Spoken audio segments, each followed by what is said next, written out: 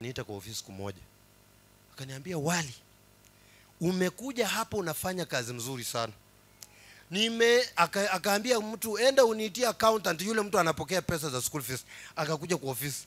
Mkubwa manager wa shule akamwambia, unaona huyu jamaa anaitwa Wali, awe amelipa fees awe hajalipa, usiwahi fukuza yeye kwa shule. Sasa mmoja wao vijana ambaye alikuwa kiongozi wao akangoja siku moja, nilikuwa napenda tukimaliza masomo na baki ndani nikifanya homework zangu, akakuta tumebaki na yeye wawili. Kumbe alikuwa amejipanga, amebeba kukisu, anataka kunidunga. Hallelujah. Tuko na yeye kwa klasi wangapi? Wawili. Akaja, meza ndio hii, amesimama hapa na mimi hapa. Akaanza kuniambia, Wali, mbona wewe unadharau sana mtume wetu? Nikamwambia sijadharau mtume wenu hata kidogo. Akaniambia, na mbona mnasema hivi? Nikamwambia, lakini si ni ukweli. Unaamini Yesu alikufa akafufuka? Akasema, hata kwa Qur'ani imeandikwa. Nikamuuliza, na Muhammad alipokufa alifufuka? Asema hapana. Si alizikwa na sasa ameoza. Sasa tunaweza omba mtu ambaye ameoza? Kwa hivyo Bible yetu imekataa tuseme amen mkiomba kwa Kiarabu. Kwa hivyo hapa hamtaomba. Si mnaona Bible? Wakaenda kwa management. Wakaambia mwalimu, Wali anatuzuia. Mwalimu akakuja asema, class, mkubalia hawa ni ndugu zenu, waombe siku 2 kwa wiki na nyinyi muombe 3. Nikamwambia, asante mwalimu, tutafanya hivyo. Enda. Akiondoka kesho wakija nikawaambia, hamuombi hapa, hamuombi. Maana sikutaka kungangana na mwalimu. Sasa praise the Lord. Nikakaa ngumu ngangari, maana mimi ni kijana machachari wa Yesu. Halo, hata kwa hiyo ufalme wetu hataki ujinga bana. Wakabeba kimkeka chao wakakuja nacho wakaanza kuombea kule nje. Nikamwambia, si mmefanya jambo la busara, muombee kule. Kanisa na msikiti haziwezi kuwa pamoja. Sasa mtaombea hapa, msikiti iko hapa, hakuna loud speaker. Nikawaambia hatuwezi ngoja. Na nikasikia tu mara moja moyoni mwangu, ongelesha hiyo mvua inyamaze, irudi kule. Maana sisi tunataka kwenda hivi. Inyesha ikirudi huko, sisi tuende mahali tunaenda. Na walikuwa wameketi hapo. Na nikasema, wapendo twendeni. Nikasema, mvua vile tulikuambia ungoje mpaka tumaliza mazishi. Tunataka kutoka. Ngoja bado hatujamaliza. Mpaka tutoke tuingie kwa gari. Ukitaka kunyesha unyeshe kama tumeingia kwa gari. Anza kunyesha mahali umefika hapo, kirudi huko. Kwa majina yangu ni vile mmesikia, naitwa Wali, na isikusumbue sana, ni W-A-L-I. Yani W-A-L-I, Wali. Jina rahisi sana ambalo huwezi ukasahau, maana kesho watu wengi watakula wali. Amina. Ama si kweli? Si ni kweli? Watu washatumana mchele, wameshatumana mbuzi, wako tayari kesho kula nini? Na hilo ndilo jina langu. Kwa hivyo nalifurahia sana kwa sababu ni jina special. Amen. Nikiingia mahali watu wanafurahia. Maana chakula kikifika watu wanafurahia. Ama namna gani? Hata kama walikuwa wanasinzia, chakula kikifika, sijawahi kuona mtu akilala wakati wa maankuli. Amen. Watu wanaweza sinzia wakiwatch TV, wakisikiza mahubiri. Hata saa hizi kuna wale wanajiandaa kulala, lakini wakati wa maanguli hakuna mtu anasinzia. Hiyo ni kitendawili, lazima tuende kutafuta ni kwa nini watu wakila hata kama alikuwa amelala. Tumekuwa kwa matanga mahali nimetoka, tukao tumepeleka mwili kuenda kuuzika mpendo wetu mmoja ambaye alipumzika, na watu walifika pale usiku kama wamechoka sana, wamesafiri mwendo mrefu, wakaenda wakaonyeshwa mahali wakalala. Na nikawauliza, mnaenda kulala? Na bado wanasema wanatengeneza chakula cha jioni, mtakuwa aje? Wasema uchovu ambao tuko nao mwingi sana. Wakaenda wakalala. Wakalala karibu masaa mangapi? 4. Chakula kinaandaliwa. Baada ya masaa 4 wakasema chakula kiko tayari. Acha ni washangazi.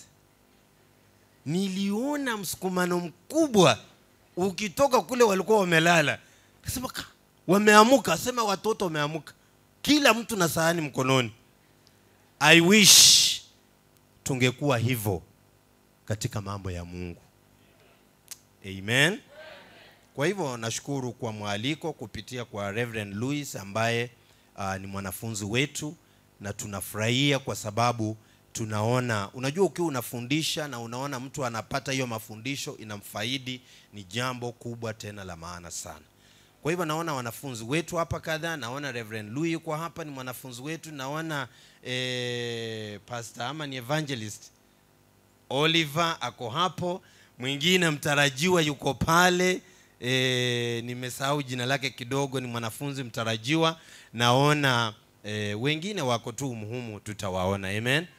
Wengine wako kwa kanisa jirani, nimeliona hapa Grace Tabernacle wanasoma. Na jambo la kusoma masomo ya Biblia ni jambo la muhimu sana. Amen. Mimi ni mmoja wapo ambaye nilikuwa napinga sana kwenda Bible College nikiwa nimeokoka. Na nilikuwa nimesoma mstari katika barua ya Yohana wa kwanza, inasema ya kwamba hamuhitaji tena mtu mwingine yoyote kuwafundisha jambo lolote. Roho Mtakatifu mliyempokea ako na upako wa kutosha kuwaongoza katika kweli hiyo. Hallelujah. Na nikasema ujinga wa kwenda Bible College potelea mbali kabisa, na si kutamani kwenda. Hata nilipewa ma scholarship nikapoteza nyingi. Hello. Lakini baadaye nikapata mtu akaniongelesha kwa upole kama mtoto mdogo.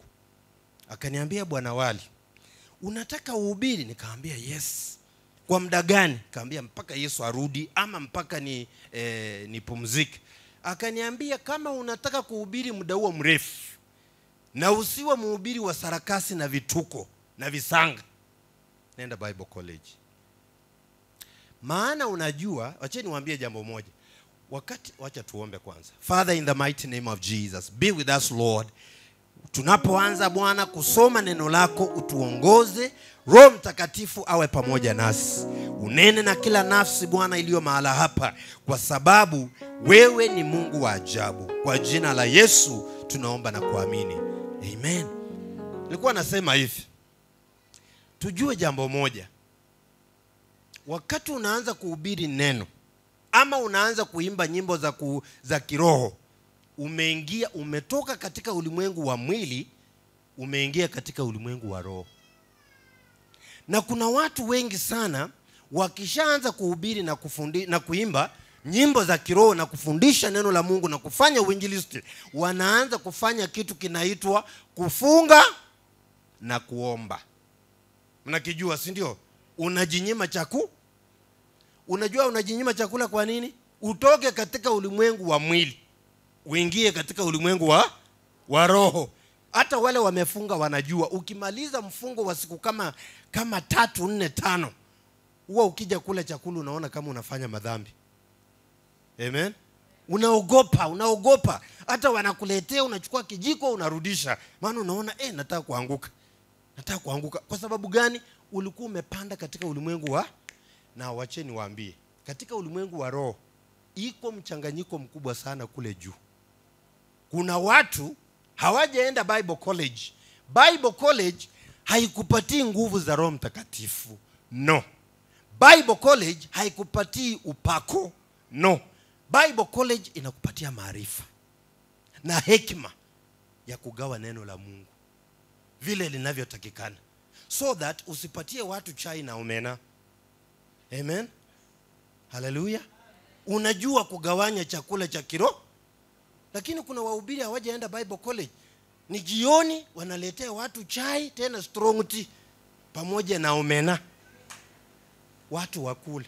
Na kwa sababu wale walioletewa pia hawajui, wanakula tu, maana hiyo ndio chakula iko. Amen. Asubuhi kumekucha, analete ugali, yani sima pamoja na wali. Sasa tukula gani? Zaendanisha pamoja. Ukimega sima unachovya kwenye wali na unakula. Halo, wewe washangaa, lakini haya ndio mambo yanatendeka makanisani kwetu. Tena makanisa ya kiroho, sio ya kidini. Pentecostals. Amen. Halo. Hallelujah. Mshawahi sikia mtoto ambaye amegonjeka ugonjwa unaitwa kwa shako? Huwa anakaa aje? Tumbo, mguu kama kido, mkono kama kido, lakini tumbo ndio. Sasa kuna Wakristo wengi sana wa kiroho wako na kwa shako ya kiroho. Kimwili wako sawa, lakini kiroho, unajua mtoto ambaye ako na kwa shako hawezi tembea, hawezi kimbia, hawezi fanya kazi. Na ndio hao tumejaa nao kwa makanisa ya kiroho. Fulani utafundisha leo asubuhi, mchungaji siko tayari kwa shako. Halo, fulani utakuja utuongozee nyimbo, mimi sina kipawa cha uimbaji, kwa shako. Na huwa ako kanisani hii miaka yo. Fulani tumefika kwa crusade, kwa crusade hapa hakuna mhubiri, utakuja uhubirie wenye dhambi. Mimi sijawahi hubiri kwa crusade, kwa shako. Uliokoka lini? Mimi nimekaa kwa wokovu tangu niwe miaka 10. Na leo uko na miaka ngapi? 45. Kwa hivyo umekuwa kwa wokovu miaka 30 na ngapi? Na 5. Utafundisha? Huwa sijui kufundisha, kwa shako. Kwa shako inatokea wapi? Mkikutana naye kwa barabara, ndugu mpendwa, mimi nimeokoka, Yesu ni Bwana na mimi sitawahi rudi nyuma, napenda Yesu na moyo wangu wote. Hiyo ni tumba ambayo imefura. Lakini kazi ya ufalme zero. Zero. Halo. Na leo tunataka kuongea kuhusu kuzaliwa kwa Yesu. Amen. Maana hiyo ndio jambo tunasherekea kuanzia mwezi wa Disemba. Watu wanangojea hii siku ni kama kurudi kwa Yesu. Kuanzia Januari watu wanafungua account, wanasave pesa za kukula dize. Wangapi wako na nguo mpya ya Christmas kesho? Usiogope, haleluya. Wapendwa, mtaka kunidanganya hamna nguo mpya ya Christmas ya kesho? Nani anaenda kufuatilia suti yake leo kwa fundi?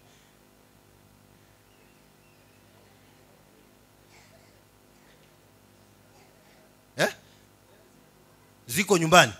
Wangapi wako nazo nyumbani? Hatuendi kukunyang'anya tafadhali. Wamama wangapi wako na nguo ya Christmas?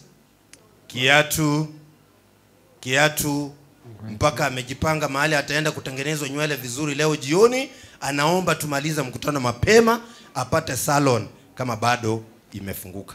Kuna hari abantu benshi batarimo mumvika Kiswahili ba ko turumva twese. Hari umuntu ufite umwana utari wiwe witwa Eli, umuntu mukikie mutange walikuwa wanasema kama kuna watu hawasikia Kiswahili, nikauliza lakini wanasema wanasikia. Wako sawa. Hallelujah. Amen. Nilikuwa nasema hivi, siku ile nilienda Bible College ya kwanza, nilikaa kama mtu ambaye alikuwa amepoteza macho, nikapata na nilienda kubadilisha jumbe nyingi ambazo nilikuwa nimehubiri pale nyuma. Amen. Maana ukienda kwa masomo ya Biblia ndio unajua, kumbe nimekuwa nikihubiri mato. Haleluya.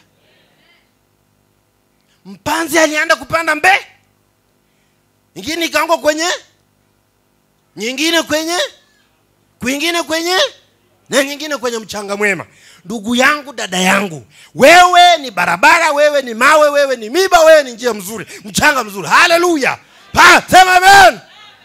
Angalia roho yako, kama wewe ni mchanga, ama wewe ni mawe, ama wewe ni miba, ama wewe ni barabara. Haleluya. Na hivyo ndio naenda kumaliza hiyo ujumbe. Na watu wanarudi nyumbani hata hawajui barabara ni gani, mawe ni gani, na miba ni gani, na mchanga mwema ni gani. Na wanarudi tu vile walikuja kwa ibada. Yaani kile walimu wa neno tunafanya kwa watakatifu wa Bwana ni kwamba umepewa mahindi ya kutoa unga ya kutengeneza sima. Unajaribu kidogo, unapeleka kwenye kisiagi, kwenye mtambo, unasiaga. Ukishasiaga, unabeba hiyo unga unaleta nyumbani. Na unabeba unga kwa masahani unapelekea watu kwa meza. Na hujapika sima. Halo. Watu wanakaa wako hawana afya nzuri kiroho, na tunarudi tena kugombana. Nini mbaya? Wewe mbona uendelee katika maisha yako ya kiroho? Ataendeleaje? Mtu ndio awe na afya nzuri mpaka akule chakula kizuri ambacho kimeandaliwa vizuri, kikapikwa vizuri, na tena achanganye hizo vyakula. Si akule tu maharagwe ama sima.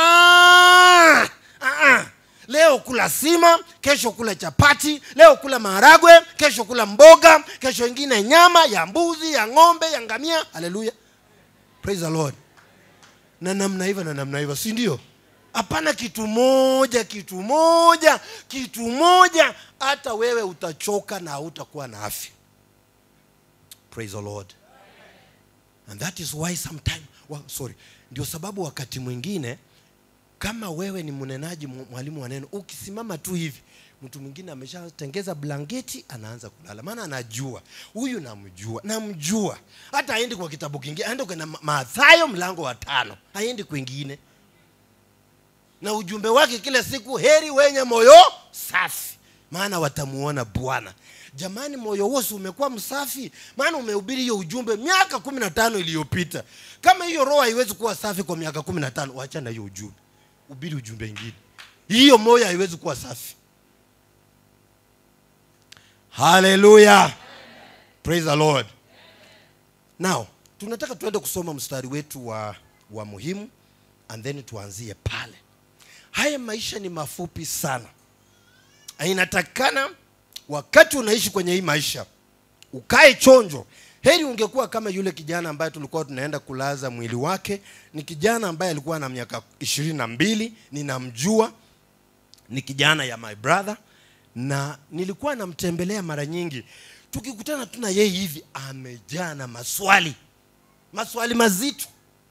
Siku moja akaniuliza hivi, anko nauliza hivi, kwa nini wala watu wanapenda Mungu wanakufa mapema kuliko wala wapendi Mungu? Nikamwambia, unajua mpango wa kufa na kuishi ni mpango wa nani? Akaniambia hapana, lakini huyo Mungu anasema uongo. Nikamwambia hapana, anasema ukweli. Mbona alisema ya kwamba ukimwamini atakupa miaka 70 na bonus? Mbona kila mwokovu asiishi miaka 70 na bonus? Sasa utamjibu aje? Na anaona watu wameokoka wanapenda Mungu wanakufa na miaka hata 15, 20, 30, hajafikisha hata 70. Na akaniuliza hivi, na mbona Mungu huyo anawacha wachawi wanaishi mpaka miaka 100? Na huyu ni mchawi. Mbona asiue wachawi aacha watakatifu? Amen. Nilijaribu kwa uwezo wa neema ya Mungu na maswali mengine mengi. Nataka tuende katika kitabu cha Mwanzo mlango wa 3. Mwanzo, niko na madakika ngapi hapa lazima nijue ndio tusipelekane mbali sana. Kuna watu hapa wanataka kwenda kujiandaa kwa sababu ya kesho vile tumesema, na si mbaya. Mlango wa 3 wa Mwanzo, mstari wake ni ule mstari wa 10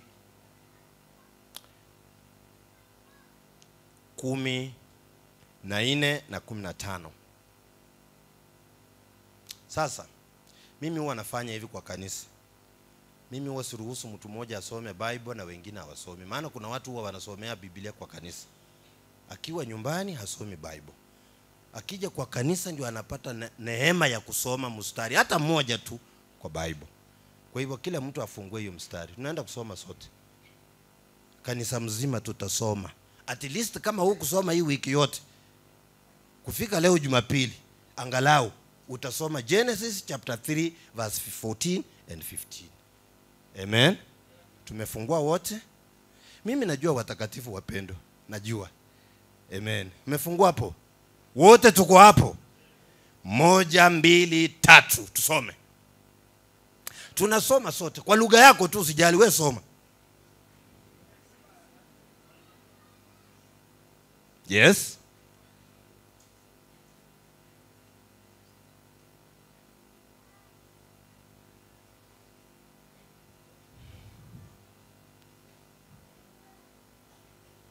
Sitajua mkimaliza maana sauti zimeenda zikipotea.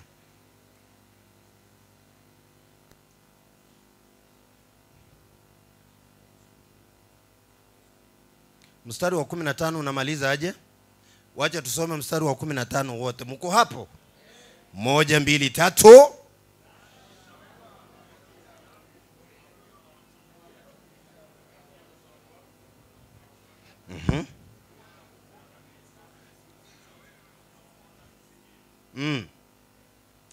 Mungu, huu ni wakati ambao Adamu alikuwa ameanguka kwenye dhambi na Eva.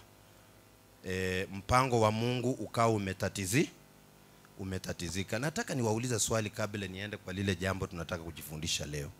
Yesu yuko wapi vile tuko hapa hivi?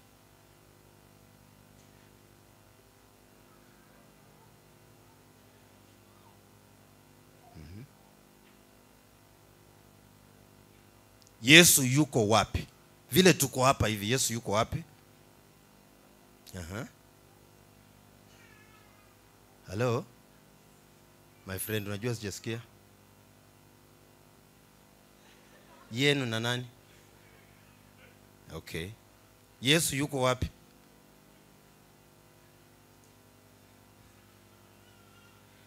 Bwana asifiwe.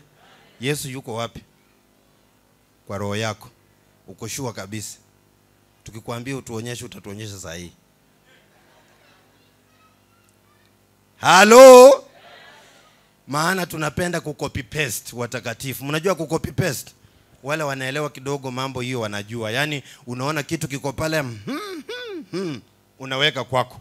Maana yule amesema unaweka hapa. Maana hivyo ndio huwa inasemwa. Kama Kenya tuko na ugonjwa mkubwa sana. Kila mtu hapa Kenya ameokoka. Mpaka president, mpaka deputy president, mpaka kila mtu ameokoka. Hata hao wabunge wote wameokoka. Haleluya. Kwa sababu wakisimama mahali anasema Bwana Yesu asifiwe, mimi pia nimeokoka, Yesu ni Bwana. Maana hiyo kitu imesemwa mpaka kila mtu amecopy paste. Amen. Wakati Adam na Eva walianguka kwenye dhambi, walivunja makusudi ya Mungu kwa mwanadamu pale kwenye bustani la Edeni, ambayo yalikuwa makusudi makubwa sana, ambayo mpaka wa leo Adamu hakushikanisha, na kufikia leo tena Yesu amekuja akakufa. Amemaliza miaka 1000 ngapi? 2. Kanisa bado hatujakamatisha na kushika. Kwa nini huyu Yesu alikuja kufa pale msalabani? Kwa nini alizikwa? Hata wengi tumesherehekea Christmas mingi sana, lakini tunacheza, tunaruka, tunaimba, tunakula, tunavaa, lakini baada ya kila mwaka hakuna Wakristo wengi hawajafika mahali pa kutambua ni kwa nini Yesu alikuja. Bwana Yesu asifiwe. Kwa nini Mungu aliumba Adamu? Lengo la kumuumba Adamu,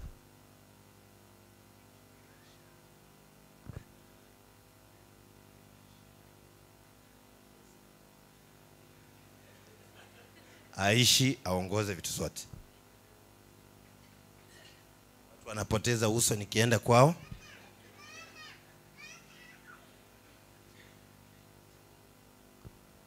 Wache niende huko. Kwa nini Mungu aliumba Adamu?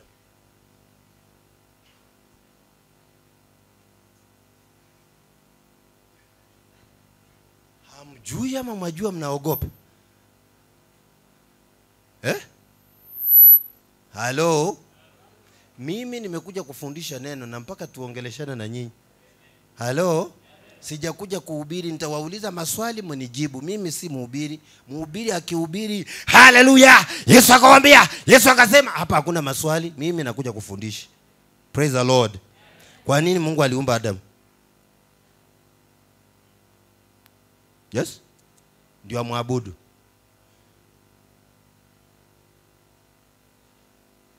Huku wadada ni kama wasomangi Bible. Wandugu ndio wameambiwa wasomee Bible. You are sharp my friend. Sam.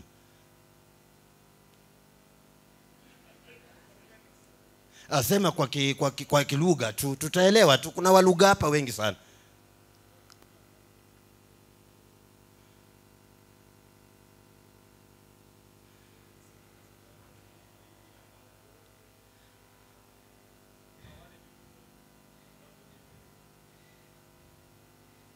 Amen. Adamu alielezwa sana vizuri kile kitu Mungu amemuumbia afanye kwenye kitabu cha Mwanzo mlango wa kwanza mstari kuanzia mstari wa 20 ngapi? 26. Akamueleza vizuri. Haya ndiyo majukumu yako. Kwanza, multiply. Mfanye hesabu ya multiplicate. Halo? Alikuwa anamaanisha nini?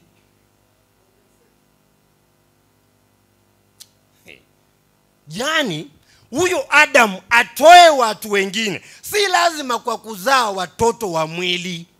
Hiyo ni moja. Nyingine ni kwamba atoe wacha niseme namna gani, maneno ya Kiswahili inakuwa mafupi kidogo, lakini namaanisha hivi, yani ainue watu wengine hata kwa dunia ambao mtu akiwaangalia aone Adam ndio huyu. Na unajua kwa Bible yote mzima kuanzia Genesis mpaka Revelation, kabla Yesu kuja na kutufanya tuwe wana wa Mungu, kulikuwa na wana wa Mungu wangapi?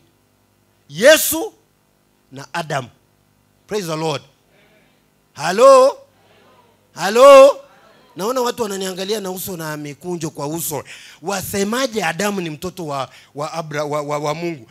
Adamu alikuwa mtoto wa Mungu. Amen. Nani alimfundisha kuongea? Nani alimfundisha kutembea? Nani alimfundisha kula chakula? Sasa. Amen. Yeye ndio alikuwa mtoto wa Mungu peke yake, na alikuwa ameumbwa kwa mfano na sura ya Mungu. Baada ya shetani kuleta makasiriko kati ya mwanadamu ambaye ni Adam na Mungu, sura ya Mungu ndani ya mwanadamu Adam ikapotea. Akamea sura nyingine ya ajabu ajabu. Amen. Hello? Amen. Watu wakaanza kumuona wakiuliza, na huyu ni nani? Maana hawawezi kusema huyu ni Mungu.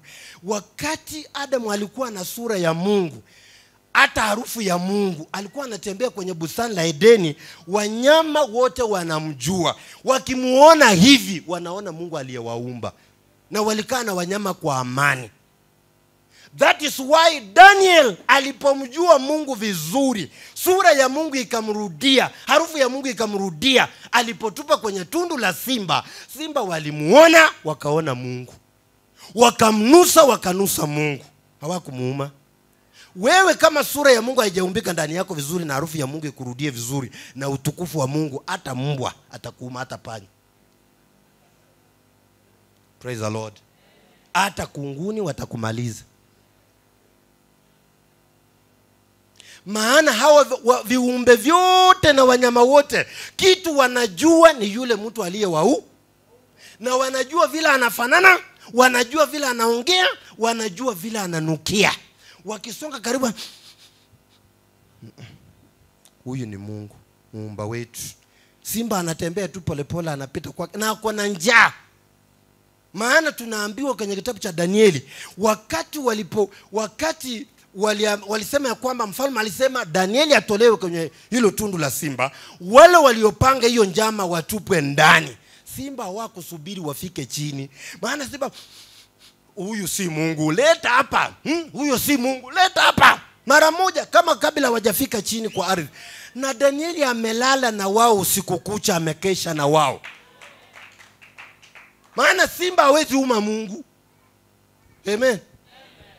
Hello? Lakini kama sura ya Mungu haiko kwako, hata mahali Mungu wako usiku huwezi pita. Sembuse simba kama Mungu anakutorosha. Simba akitokea utaishi kweli ama atakuta kama umeshakufa mwenyewe tu kilo safi? Yaani umesarenda, umejiondoa. Simba, mimi ni maiti, so waachana na mimi, hata siko hai, because harufu, sura, mfano wa Mungu haupo ndani yako. Na Adamu alipopoteza hivyo, wasomi wa Bible wanasema hivi, Biblia mzima inaanzia Genesis chapter 1 to chapter 2, alafu inaruka mpaka Revelation chapter 22. Hiyo ndio Bible full. Amen. Hizi zingine zote kuanzia Genesis chapter 3 mpaka Revelation chapter 21, Hii ni mkorogo wa mwanadamu, na kupotea na kurudishwa na kupotea na kurudishwa. Hajarudi. Wakati atarudi kwa barabara, tutaenda kuanzia Revelation chapter 22. Akaona mbingu mpya na nchi mpya ikishuka kutoka mbinguni. Hapo ndio tutaenda kuanzia. Hapa tuko kwa, sijui kule Kongo mnahitaji, hapa Kenya tunaita rumande. Yaani kama umefanya makosa, hujahukumiwa, unangoja uhukumiwe ndio upeleke Shumalatewa ama kule wapi Kamiti. Unawekwa mahali kunaitwa rumande, unangoja. Ukienda kotini kila siku. Na wewe vile unakuja kanisani hivi, ujue unakuja kotini kutetea kesi yako. Kama unakuja unalala kwa ibada na ni session ya kesi yako, wewe endelea kulala. Session zitaisha zote na huu kujitetea, kesi yako bado imesimama. Halo? Halo? Kuna wala wapendangi kuja kusikiza neno, wakati wa neno hawapo, lakini wakati wa kisirimba, haleluya, haleluya, kisirimba hawezi kosa. Na kikiisha tu hivi, jasho limetoka, amechukua Bible yake na simu, maana ibada imeisha. Umetoroka kotini, umeacha kesi yako imesimama, haujajitetea kwa vyovyote. Praise the Lord. Hiki kipindi kuanzia Genesis, mwanzo mlango wa 3, mahali Adamu aliangukia, mpaka Ufunuo wa Yohana mlango wa 21, hapa katikati yote ni rumande. Tuko kwa rumande. Ndio unasikia hapa katikati kumejaa maneno kama, mukisikia sauti yangu na mkatii, nitawaponya. Yeyote atakayesikia sauti yangu akaitika, nitamuokoa. Hayo maneno ndio yamejaa hapa katikati. Hello? Revelation chapter 3 verse 19 and 20 inasema namna gani? Hello, hapana fungua. Hii ni shule ya masomo. Amen. Yule mtu atapata nitamzawadi, si pastor na si reverend. Na usifungue, nikiona umefungua umeanguka. Haleluya. Ufunuo wa Yohana mlango wa 3 mstari wa 19 na 20. Haleluya. Haleluya. Unajua kwa kilugha? Ushaangalia? Ai, na mbona umefungua Bible bana, nimeweka kidole hapa.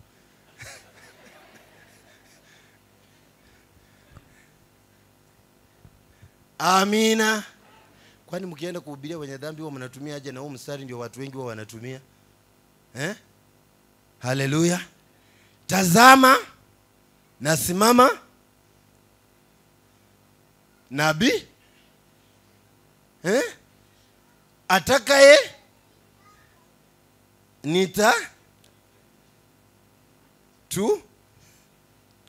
tuchangie hapa.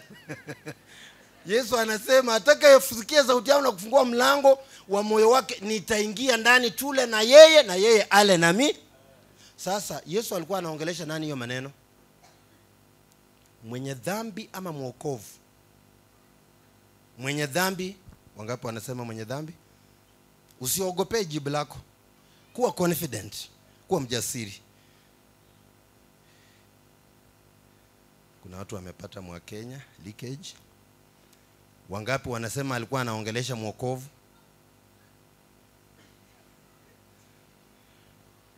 Wala hawajui tunaongelea nini?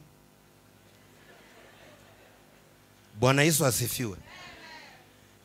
Hiyo maandiko inapoanza, Yohana anapoandika hiyo maandiko ya huo mlango wa 3, anaanza na kusema anaongelesha nini? Makanisa mangapi? Alisema 7 ama vilabu 7. Alisema anaongelesha makanisa 7. Na hii maneno iko kwa kanisa linaitwa kanisa la Laodikia.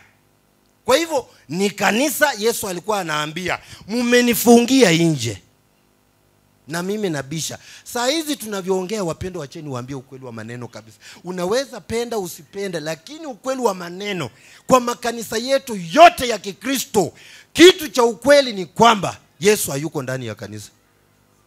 ako nje.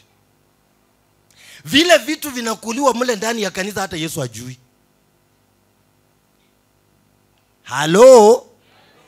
Maana kuna watu wengi humu sana, akiambiwa utapeana mahubiri kesho, haendangi. Mungu amuonangi mbinguni akimwambia nipe neno nitahubiria watu wako kesho, lakini utamuona kwa runinga ama kwa YouTube akiangalia TD Jakes. And the Bible says, hallelujah, amesoma mstari gani? Amesoma hiyo, hallelujah, anakopi, anapaste kwa kanisa lake, anangojea Jumapili nyingine. Ati hiyo ujumbe ni tamu sana. Amesema aje? Ati Elijah akafanya aje? Hai! Hiyo itamove kanisa. Elijah akafanya aje? Oh, hallelujah. Yes! Hiyo ndio ujumbe ya Jumapili.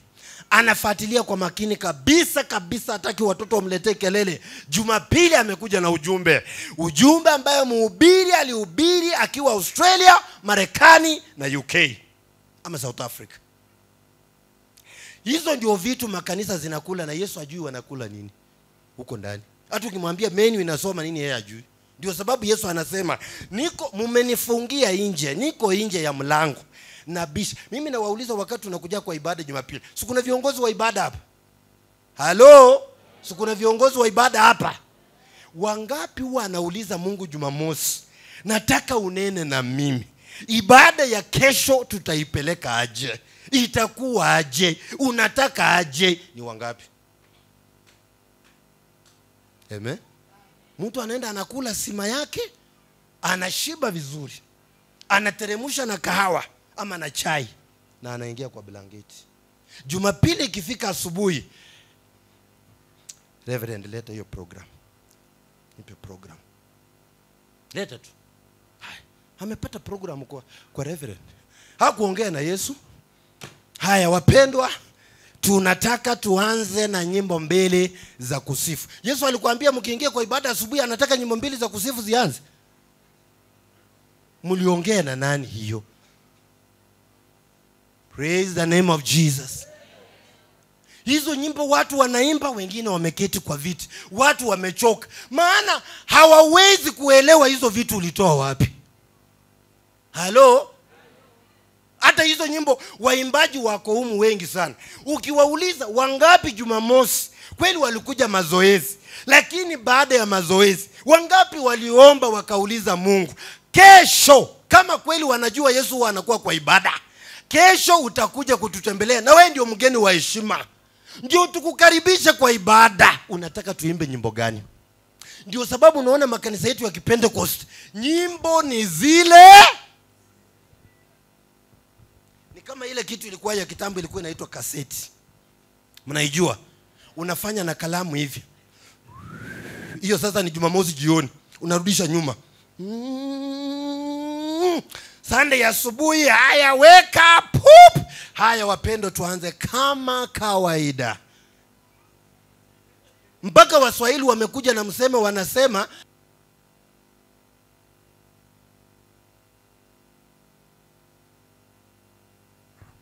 yani Waswahili waliangalia wakaona ibada haikuwangi na mabadiliko, inakuwa tu kama kawa.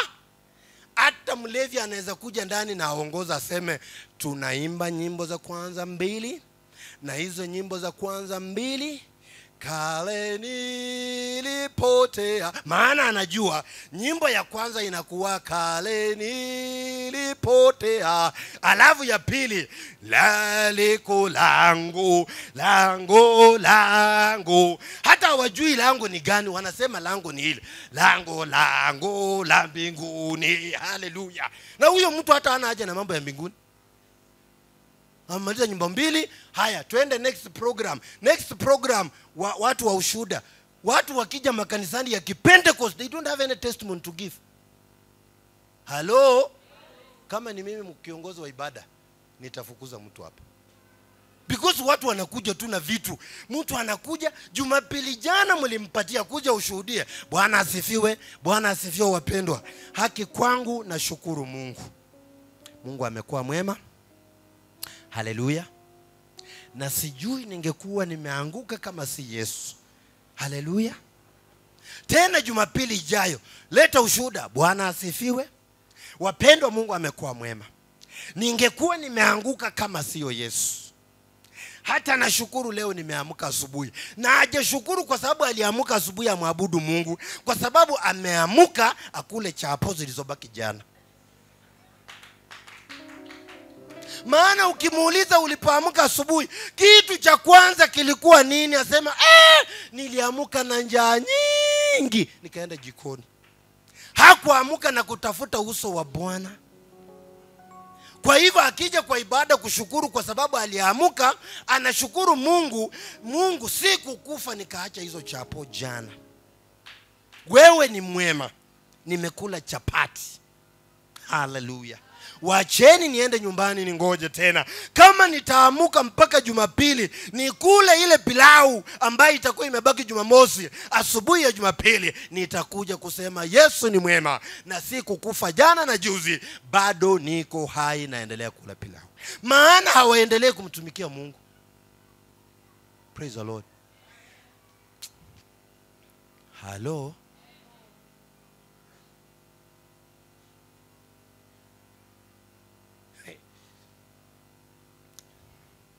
Now, kwa hivyo kumaanisha Yesu tumemfungia kule nje, anashangaa tu. Na watu wako kwa makanisa ile wanasema Yesu anakuja kuyanyakua nyumbani, wanasema nikimaliza kazi nitavalishwa taji, nikimaliza kazi nitavalishwa. Na Yesu ako nje anasema, nasikia watu wanaimba mahali wakimaliza kazi. Ni kazi ya kibarua ama ni kazi gani? Ya mjengo ama ni kazi gani? Maana sijui, sijawapatia kazi wengine. Mahali walipata ile wanafanya mimi sijui, sina habari. Mimi niko nje, wamenifungia nje. Vitu ambavyo wanafanya kule makanisani ni wao wenyewe wanavijua. Praise the Lord. Yesu ama Mungu alifukuzwa kwa maisha ya mwanadamu katika Mwanzo mlango wa ngapi? 3. Na Mungu akaangalia akasema, njia ya pekee ambayo nitakuja kurejesha kile kitu nilikuwa nimeanza na mwanadamu itakuwa kupitia kwa mtu anaitwa Yesu. Akatabiri pale, akaambia mwanamke, kupitia kwako, kwa uzao wako, kuna mwanaume atazaliwa kwa uzao wako. Huyo mwanaume ndio atamuweza Ibilisi, na ndio atafungua milango tena wanadamu warudi mahali walikuwa. Sasa Yesu amekuja akakufa. Miaka 1000 ngapi? 2 imepita. Alipokufa, wale wapendwa wa kwanza wanaitwa mitume, Petro, Yohana, Yakobo, Bartholomeo, Mathayo na wale wengine, walijaribu sana. Yesu akaonekana katika Yerusalemu, lakini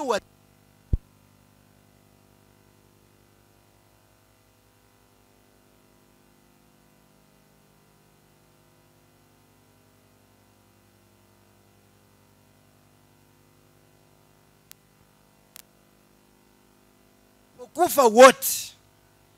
Kuanzia hapo kukakuja na shida mpaka wa leo. Amen.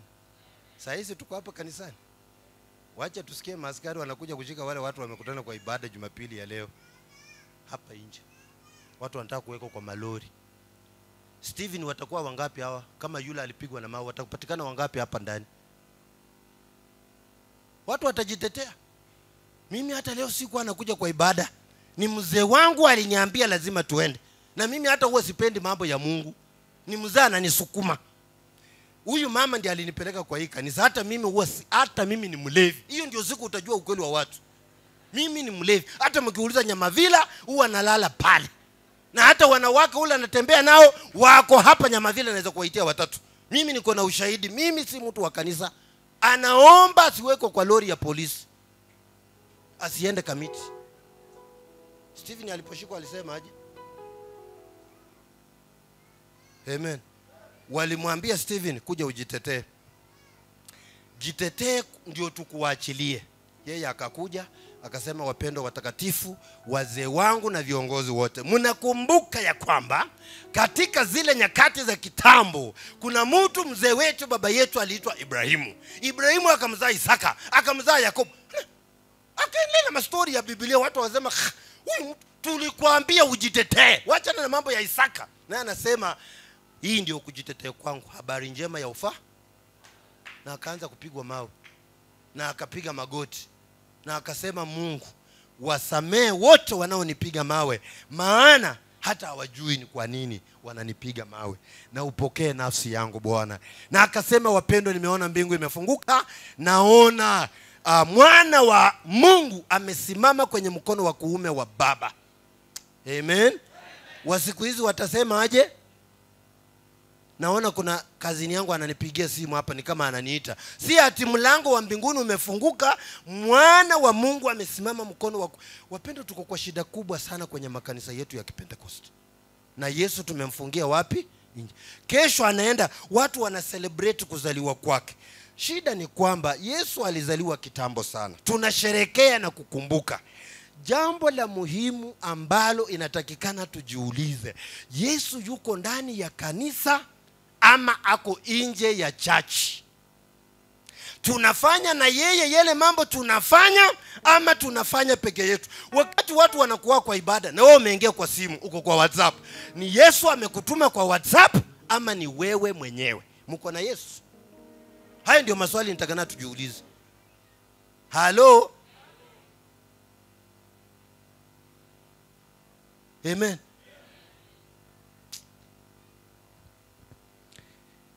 Now,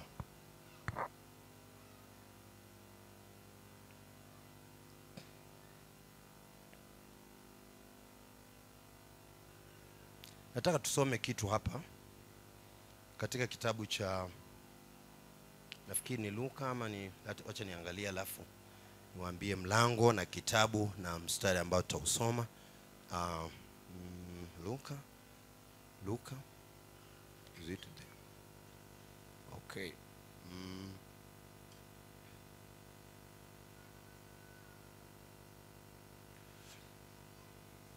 Okay. Luka, sorry. Luka mlango, wacha niwapatie hivi. Luka mlango wa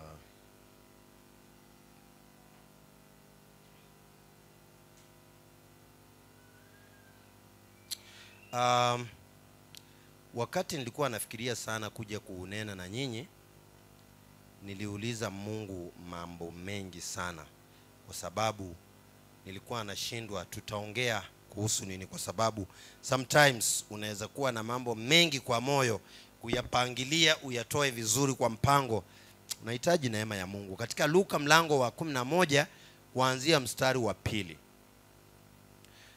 Tusome tu mstari wa 2 peke yake. Luka mlango wa 11 na mstari wa ngapi? Wa 2. Unasema aje? Tuko hapo, si ndio?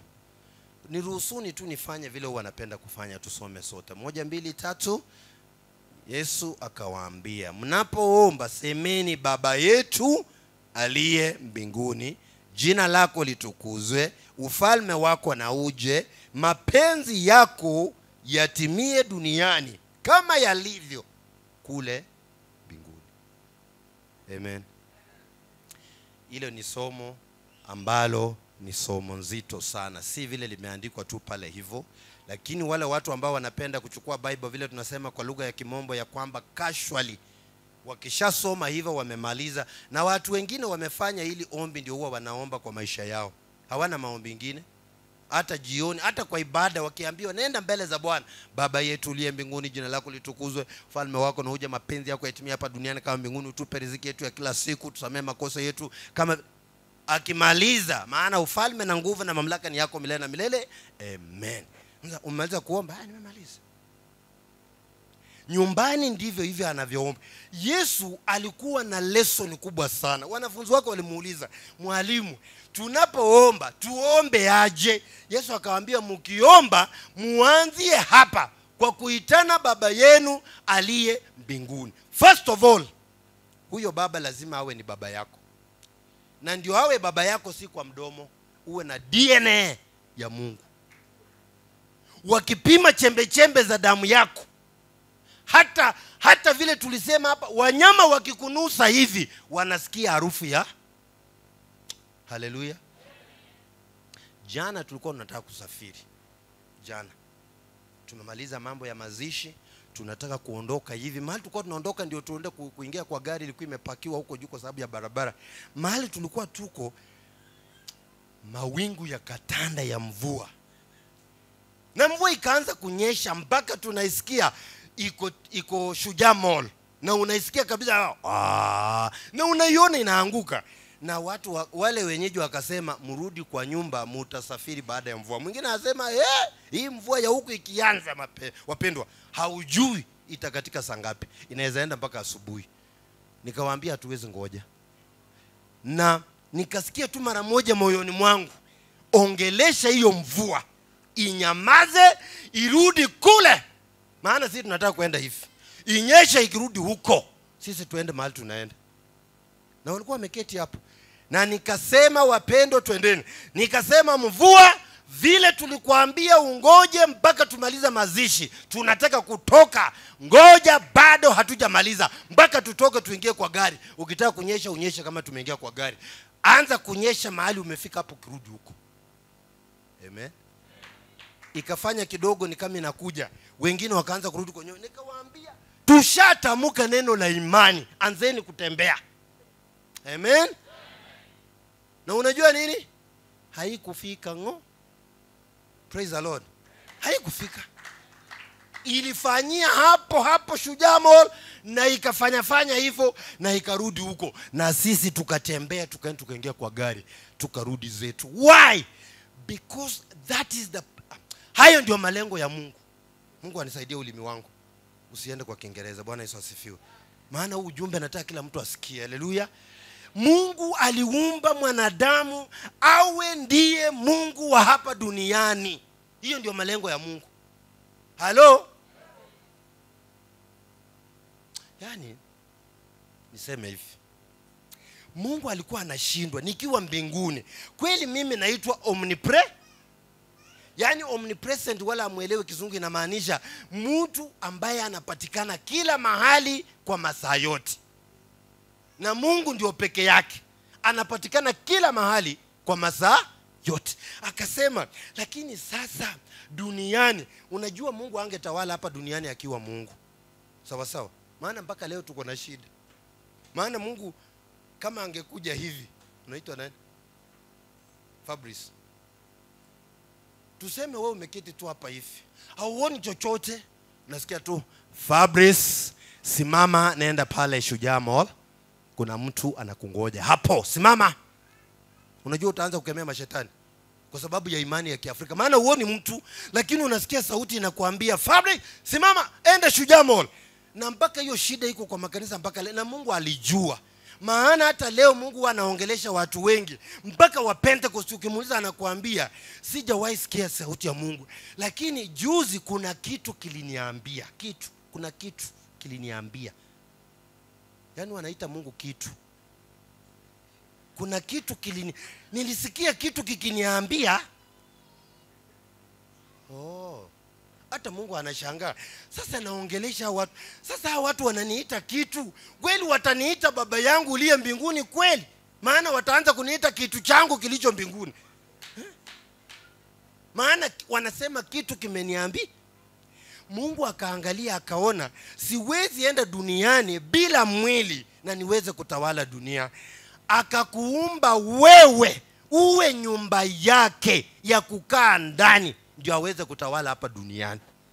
Huu mwili wako ndio akasema usiutumie kwa usherati, si kwa sababu usherati ni mchungu. Halo? Akasema hata kutukana watu usitukane, maana huo ulimi utachafuka, nataka niutumie. Wewe si mali yako. Na kitu ambacho kinafanya Mungu apeleke watu jehanamu siku ya mwisho aende kuwachoma ni kwa sababu Mungu alijenga nyumba yake aitumie, wewe ukainyakua, umeitumia kivibaya. Amen. Huo mwili wako. Na ndio anasema haleluya.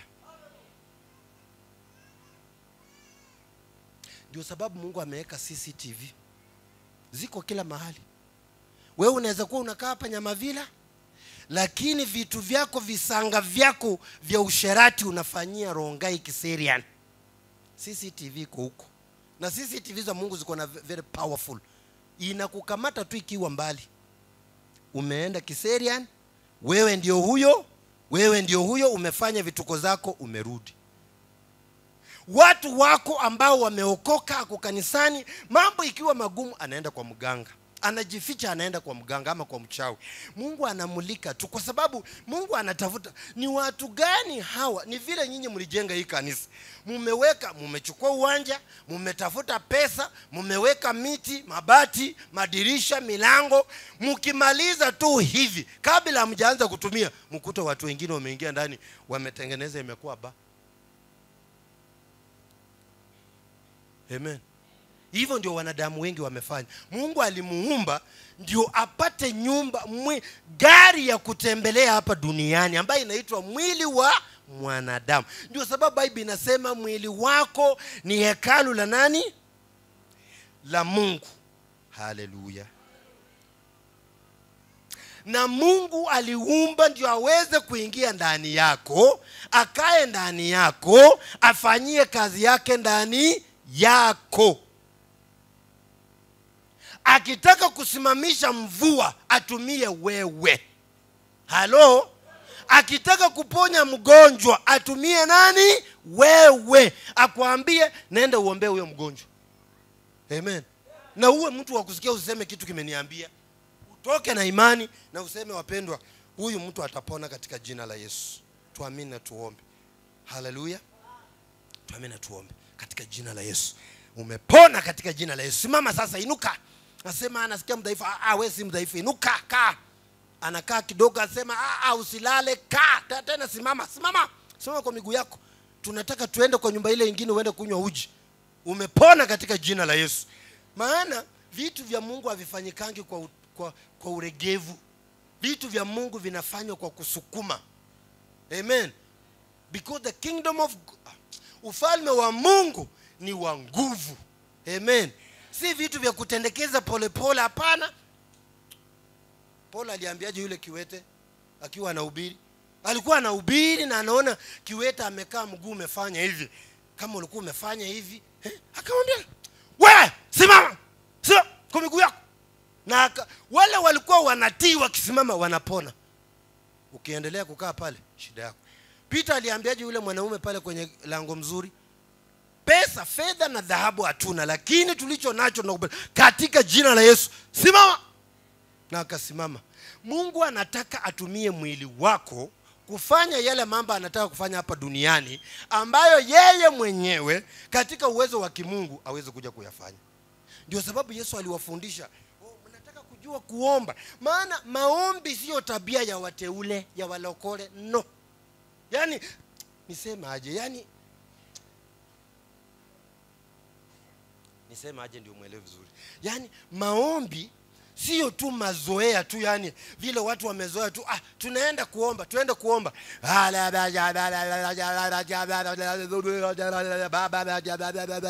Tumemaliza maombi, tuende nyumbani katika jina la Yesu. Amen.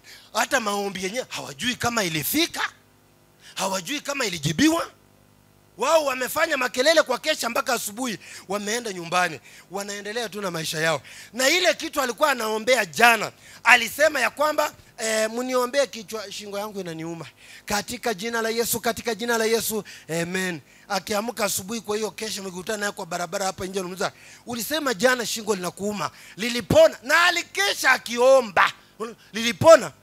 Bado lauma tu. Ulikuwa unaenda kuomba nini? Si ukae nyumbani, ulale nyumbani, uumwe vizuri.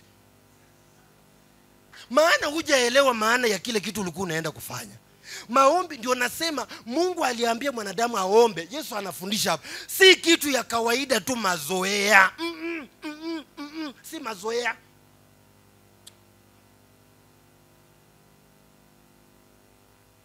Halo? Maombi ni kitu ambacho Mungu alipatia mwanadamu, kivute nguvu za mbinguni zikuje duniani, zifanye kazi hapa duniani, matokeo yaonekane. Na kama hayaonekani, sasa kibarua ni kwako. Praise the Lord. Sijawahi kuona watu wameoana Haswa nyinyi wa Kongo ndugu zangu. Watu hawezi wana wakae pamoja mwaka moja hakuna mtoto, mwaka wa pili hakuna mtoto, mwaka wa 5 hakuna mtoto, mwaka wa 10 hakuna mtoto, na wasema tu haleluya Yesu ni Bwana, amen. Haleluya Yesu ni Bwana, amen. Haleluya Bwana alipenda iwe hivyo. Huwa wanafanya hivyo? Huwa wanafanya hivyo? Mbona mnadanganya jamani? Wanafanya hivyo? Reverend niambie, wanafanya hivyo? Wako wengi sana na wako tu sawa, si ndio? Hajajiiba mahali amezaa kama mtoto mahali kwa siri yani. Unajua wazee ndio huwa anajificha huko nje, anaenda anazaa kama mtoto, alafu anaambia huyu mwanamke uweke mtoto wangu mzuri na usijitokeze. Alafu anarudi tu kwa bibi yake, tuamini Mungu, Yesu ni Bwana, Yesu ni Bwana. Alipenda tukae bila mtoto. Now this is what I was going to say. Watu wengi wakioana wakisipate mtoto mwaka wa kwanza, mwaka wa pili, watatu, wao wanaanza kufanya vitu. Kitu ya kwanza wanaenda kwa maombi, kutafuta Mungu, kutafuta wahubiri wa waombe. Kitu ya pili wakiona wameomba wengine nasema tuende pia kwa daktari atuangalie. Uenda kuna shida. Maana siku za leo technology imeendelea mbele. Unaweza kuta uko na shida fulani, ukidungwa shindano mwili unachangamka, mnapata mtoto. Halo? Maombi iko kama vile watu wanaishi pamoja kwa nyumba. Furaha yao kuishi pamoja, waone mtoto wa kwanza, wa pili, wa tatu, wanasema haleluya, ndoa yetu iko na matunda. Tena Mkristo wakati anaomba inatumiwa neno kwa kizungu ambayo inaitwa intimacy with God. Hilo neno ndio linatumika kwa watu wakiwa pamoja kwa ndoa. Yani wakikutana na Mungu kwa maombi ya kishua, vile Yesu anafundisha hapa, matunda yatatokea. Kwa sababu gani? Maombi iko na maana mbili, side mbili. Ya kwanza ni kutengeneza wewe roho yako na mwili wako ukae. Yani wangapi simuko na TV nyumbani? Siko na aerial. Sometimes haishiki vizuri, unaenda kufanya nini? Kwa hivyo maombi inafanya moyo wako hivi. Wakiuliza Roho Mtakatifu, imeshika network. Moyo wako ukishakaa vizuri, unaweza kukamata vitu vya mbinguni. Basi kuconnect vitu vya mbinguni, nguvu za mbinguni zikuje chini, zifanye kazi. Yesu afanye mambo yake ya mbinguni kupitia kwako. Yani inamaanisha ukiamka asubuhi, umejua Mungu ako na agenda gani kwa siku ya leo. Anatakaje siku ya leo? Sio tunaamka tu kama mtu wa kawaida na wewe uliokoka, unaamka tu kwa blanketi, unarusha blanketi, umeanza maisha.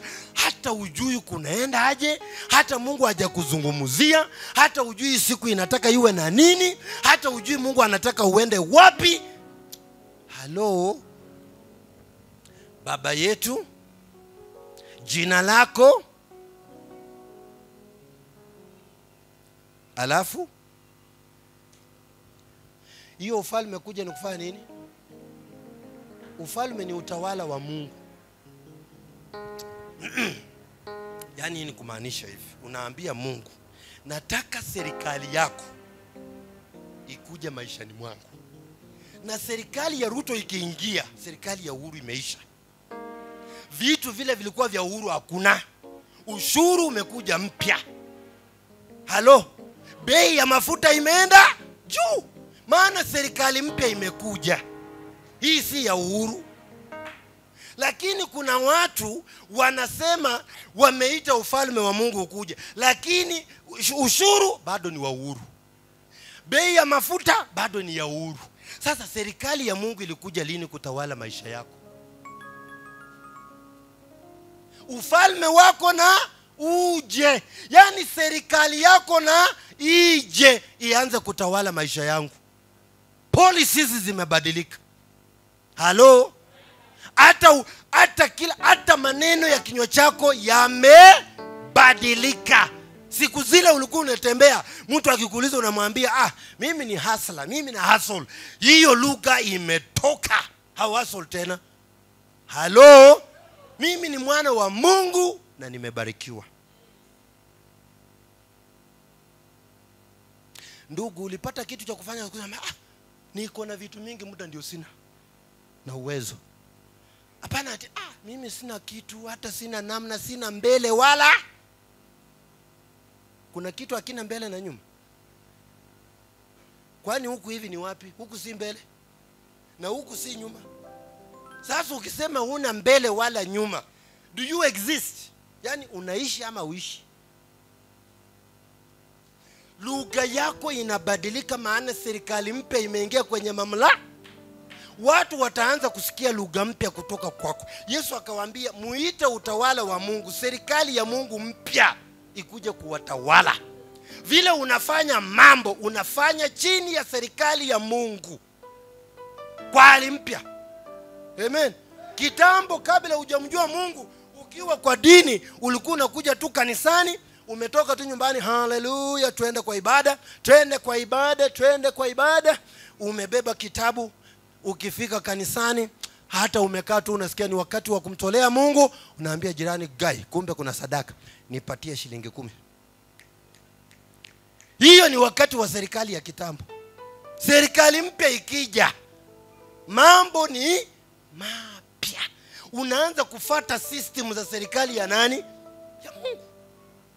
Ambayo inasema aje? Usiende kwa nyumba ya Mungu.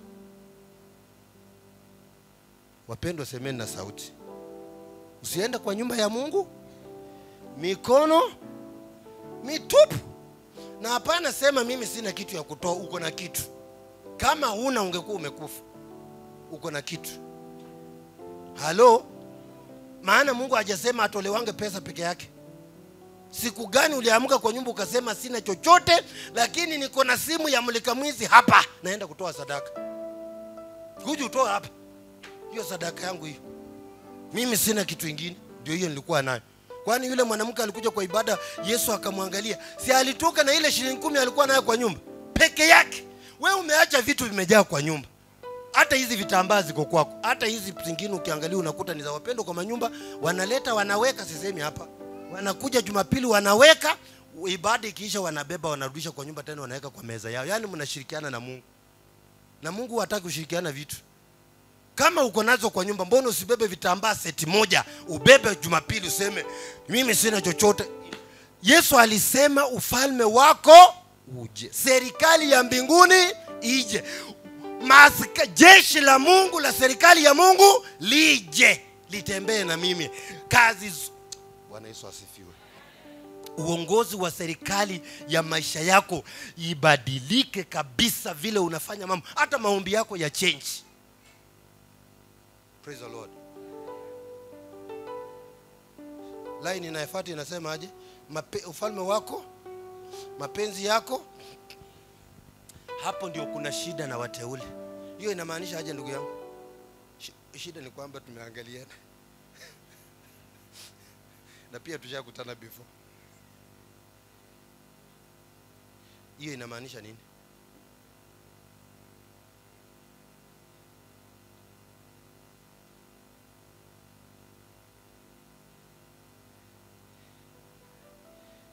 Vile anahitaji. Wewe unajua vile anahitaji? Unajua vile anahitaji? Kama haja kuongelesha ujui.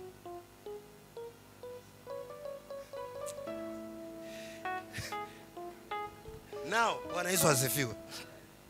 Kwa lugha mzuri kabisa wale wanasoma Kimombo, hiyo mstari inasema hivi, your will be done here on as it is. Now, hiyo will sio kusema tu will ni ile kitu ambacho mzee anaandikia watoto wake akifa, kitu ambacho hakiwezi kubadilika na kiko na watoto wake wanajua. Ameandika wakati nitakufa, inaitwa will. Wakati nitakufa, huyo kijana ambaye anaitwa Christopher mumpatie maduka 3. Huyo anaitwa hivi mumpatie nyumba 5. Huyo anaitwa, hiyo ndio kitu inaitwa will. Sasa hiyo lugha mzuri pale inasema hivi,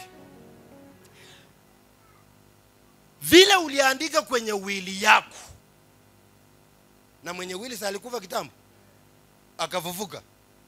Halo, anaitwa Yesu. Wakati alikufa, katika Waebrania inasema mwenye ameandika will kabla hajakufa, hiyo will haina nguvu, lakini akifa will inaanza kuwa na nguvu.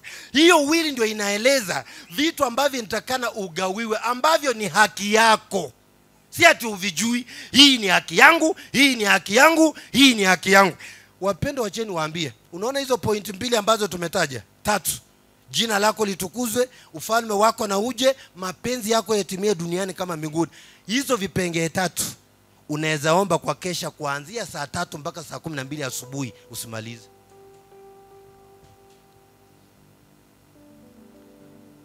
Amen. Hizo vipengee ngapi? Utamaliza mpaka asubuhi. Kutakuja saa 12 kama hujamaliza. Hata hujaenda pale tupatie mkate wetu wa kila siku, hujamaliza hapo juu. Na ukimaliza hizo vipengee 3 vizuri kwa hiyo maombi yako, hata hiyo mkate itakuja. Hata hiyo kitu kingine unahitaji itakuja. Maana na ndio hiyo inamaanisha wewe kama unataka haya maombi yawe ya muhimu kwako, mpaka kuzaliwa kwa Yesu kuwe na maana kwako, kitu ambacho unatakana usome vizuri sana ni hiki kitabu. Kikukolee mpaka ujue Mungu anataka nini kwangu. Nakumbuka kuna ndugu yangu mmoja, mzaliwa wetu wa kwanza, nilikuwa nimeokoka tu na akakufa. Aligonjeka, akagonjeka, wakapeleka hospitali, akakufa mwaka wa 1996. Aliniguza roho sana, maana tulikuwa tunapendana sana, na tukao tumekuwa na yeye. Akaniambia nenda Nairobi, alikuwa anapenda kuniandikia barua. Akaniambia nilikuwa nimeanza kuandika barua yako sijamaliza, wewe nenda Nairobi, nikimaliza nitakutumia. Na nilikuwa nenda Nairobi nienda Mombasa, nikamwacha. Baadaye tu baada ya siku 2-3 nikasikia amekufa. Sasa tulipoenda kumzika, baada ya mazishi nikaenda mbele za Mungu kumwambia Mungu, hii si haki. Hii si haki. Kwa nini ulimchukua ndugu yangu bila kutuarifu? Why? Alikuwa amefanya nini? Na ndio alikuwa ameokoka, amekaa kwa wokovu miaka 3. Hata anabidia kuhubiria watu. Nikamwambia Mungu, hujafanya vizuri. Kwani kuna nini ilifanyika ndio huyu mtu akakufa hivi? Na nilikuwa very serious. Mungu akaja kunijibu. Akaniambia ndugu yenu alikuwa anapigana vita vya kiroho, na nyinyi hamkumsaidia. Hizo vita zikamleme, akakufa. Kutoka siku hiyo wapendwa, nikajua. That's what I'm saying. So unaona, kulingana na wili ya Mungu vile alikuwa ameandika kwa wili ya huyo ndugu yetu, ilikuwa ya kwamba asikufe 1996. Lakini kwa sababu kulikuwa na vita vya rohoni kinyume chake, na alihitaji majeshi msaidie, watu ambao wameokoka wamsaidie ashinde, hakushinda. That is why hapana ona tu ndugu yako ni mgonjwa na mnaenda tu pale, ndugu, dada, utapona. Mungu ni mwaminifu, kwa mapigo yako umepona. Utapona tu. Na hata ukienda, hiyo ndio njia ya watu wote. Nani alikwambia ni njia ya watu? Ni njia ya watu wote. Walikwambia anatakana ingie kwa hiyo barabara leo, pengine siku zake bado. Na kama unajua the will of God, utaenda kudai na useme Mungu, huyu mtu tunadai siku ya leo asiendelee kugonjeka, apone na asikufe, mpaka Mungu mwenyewe akwambia hapana, huyu ninamchukua. Naambia okay, kama unachukua Mungu, sitapingana na wewe. Hezekia ndio watu ambao kwa Bible walijua hizi principles, walijua hizi kanuni. Wakati aliletewa habari na nabii, akaambiwa Hezekia, Mungu amesema upange nyumba yako vizuri, unaenda kufa. Hezekia akasema acha niende kuangalia kwa wili ya Mungu. Akagundua ya kwamba Bible inasema katika Exodus chapter what? 23 verses what? Exodus 23. Niko na dakika ngapi? Okay, kama bado muda huko ni vizuri. 23 verses 25. akasoma pale akakuta Biblia inasema, na wewe utamtumikia Bwana Mungu wako, naye ataondoa magonjwa na maradhi katikati yako. Ezekia akarudi mbele za Bwana asema, Mungu, kwa ile wili yako umeandika, ninapokutumikia utaondoa magonjwa na maradhi. Mbona unaninyang'anya miaka yangu mapema? Maana Ezekia alikuwa na ugonjwa. Akamuuliza, mbona unaninyang'anya maisha yangu mapema? Maana kuna watu wamekufa na wako wamemaliza kazi yao. Mmoja wao ni Elisha. Elisha aliendelea kufanya kazi akiwa kwa kaburi. Kumaanisha hako amemaliza akiwa hai, mpaka anafufua watu na yasha kufa. Na hakuacha mtu wa kuchukua hiyo kazi, which means hakumaliza. Elijah alimaliza vizuri, akamkabidhi Elisha. Elisha naye akafanya, akachomoka mapema kwa sababu ya ugonjwa, akazikwa. Kama ako kaburini, watu wanaenda kutafuta nabii kwenye kaburi afufue mfu. Praise the Lord. Najua kama huwa usomi Bible, vitu zingine naongea mpaka unashangaa na hizo vitu ziko wapi? Ziko hapo kwa Bible yako. Praise the Lord.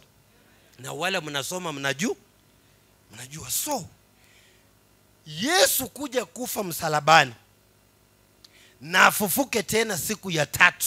Azaliwe, aishi, akufe na afufuke. Yesu alikuja kufufuka kwa sababu aanzisha, anaitwa kwenye kitabu cha Warumi, yeye ndio Adamu wa ngapi? Kwa nini anaitwa Adamu wa pili? Maana anakuja kuanzisha chapter mpya. Pale Adamu aliachia, Yesu anakuja kuanzia hapo. Na hii inamaanisha wakati tunaingia ndani ya Yesu, mbingu inatarajia mambo mengi sana kutoka kwetu. Tukuje kuwa nyumba ambazo Mungu atarudi sasa aishi ndani na aanze kufanya kazi ulimwenguni. Bwana Yesu asifiwe. Hallelujah. Tuwe jawabu kwa ulimwengu.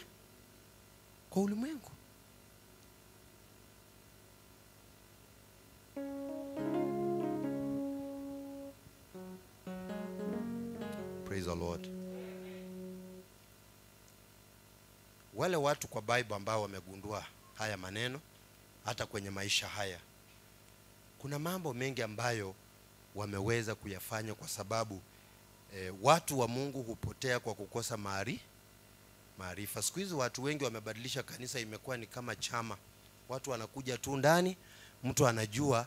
Ninasikia wengi wakiongea hapa Nairobi, wa Kenya wetu, wanasema ukiwa town ya Nairobi, heri uwe kwa usiwe peke yako. Na hata hizi zetu za Kikongo najua kuna watu wako ndani, anasema niko mbali na nyumbani, si vizuri nisiwe kwa kanisa.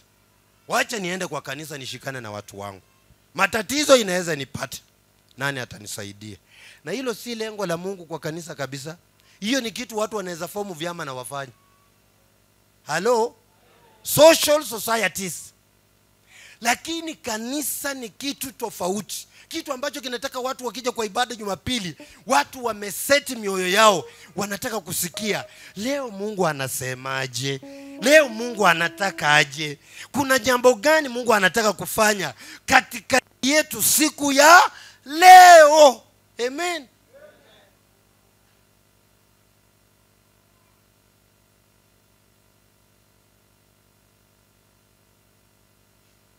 Praise the Lord. So Mungu atusaidie wakati tunasherehekea kuzaliwa kwa Yesu. Wewe huwa na swali kubwa, hata kabla hujakula hiyo pilau na nyama, ukunywe soda. Weka soda kando kwanza na pilau. Weka chapati kwanza, ujiulize, huyu Yesu ambaye anasherehekea, serikali yake inatawala maisha yangu? Na kama inatawala, kabla sijamjua na tangu nimjue, ni mambo ngapi naweza andika hapa kwa kitabu ambayo imebadilika maishani mwangu? Mambo muhimu kabisa ambaye hata mtu akiangalia anasema tangu umjue Yesu wewe mambo yako imebadilika. Praise the Lord. Mimi nilipookoka nikiwa kwa high school, mzee wangu alifurahia kwa kiwango fulani, kwa sababu mambo ya kung'ang'ana kutafuta school fees, mzigo hiyo ilimuondokea. Maana mimi mwenyewe ndio nilikuwa namenyana na Mungu. Amen. Na mimi mwenyewe nauliza Mungu, wewe ulisema, na sasa leo niko nyumbani sijaenda shule, wenzangu wanasoma, unataka aje Mungu? unataka aje? Mungu anatumana fees, sio kupitia kwa mzee. Napata fees naenda shule. Amen.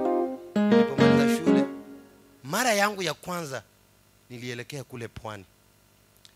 Na nikasema nataka kusomea mambo ya accounting. Nikaingia shule ya accounting. Kuingia pale, niliingia pale na force ya kutangaza Yesu. Unajua mzee ako na watoto wengine anataka nasomeshe.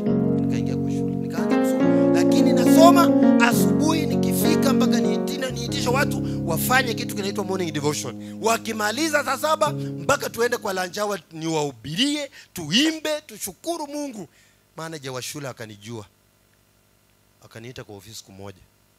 Akaniambia, Wali, umekuja hapo unafanya kazi mzuri sana. Akaambia mtu, enda uniitie accountant, yule mtu anapokea pesa za school fees. Akakuja kwa ofisi. Mkubwa manager wa shule akamwambia, unaona huyu jamaa anaitwa Wali, awe amelipa fees awe hajalipa, usiwahi fukuza yeye kwa shule. Yeye atakuwa hapa kwa shule kwa sababu yeye ndio pastor wa hii college. Amen. Sasa ni Yesu anafanya ama ni shetani? Na mimi nikaweka bidii. Asubuhi nakuja nafanya morning devotion. Waislamu wakakuja pale nikafukuza hao watu. Haleluya. Na unajua Mombasa ni mji wa Waislamu. Na walikuja ndani wanasema, sisi tunataka tuwe tunaomba Ijumaa, tunaomba Jumatatu na Ijumaa, na nyinyi mwaomba Jumanne, Jumatano na Alhamisi. Nikamwambia, hapa hamtaomba. Hapa hamuombi. Praise the Lord. Hello. Wakaniambia tutaomba, nikamwambia muombi. Nafikiri walienda kuongelesha majini yao. Si ajabu Waislamu wanakuwa na majini. Hello. Wakaenda kuongelesha majini yao. Siku moja asubuhi nikachelewa bila mpango. Siku yangu ya kwanza kuchelewa. Nikifika nikakuta masaa ya devotion imeisha.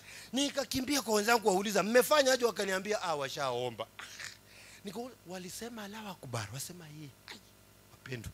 Na mkasema aje? Mkasema amen. Wakashangilia sana, wasema Wali, leo tumeomba. Nikaambia mmeomba ya kwanza na ya mwisho, na hamtawahi omba tena kwa hii shule. Hello. Tukapelekana nao mbio kama Paulo vile alikuwa anajadiliana na watu kule Athens. Wakaniambia, nikawaambia Bible yetu inasema tusome hapa, maana wao wanapenda usome. Nikamwambia Bible inasema aje hapa, mtu akija kwenu ananena kwa lugha ambayo wewe uelewi, huwezi kusema amina. Nikamwambia mmeona Bible inasema ukiongea kwa lugha ambayo sielewi siwezi kusema amina. Mtaomba kwa Kiswahili, kwa Kizungu? Akasema naomba kwa Kiarabu. Nikamwambia hatujui Kiarabu. Kwa hivyo Bible yetu imekataa tuseme amen mkiomba kwa Kiarabu. Kwa hivyo hapa hamtaomba. Si mnaona Bible? Wakaenda kwa management. Wakaambia mwalimu, Wali anatuzuia. Mwalimu akakuja asema, class, mkubalia hawa ni ndugu zenu, waombe siku 2 kwa wiki na nyinyi muombe 3. Nikamwambia asante mwalimu, tutafanya hivyo. Enda.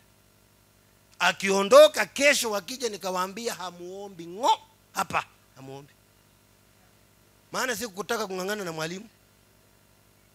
Sasa praise the Lord.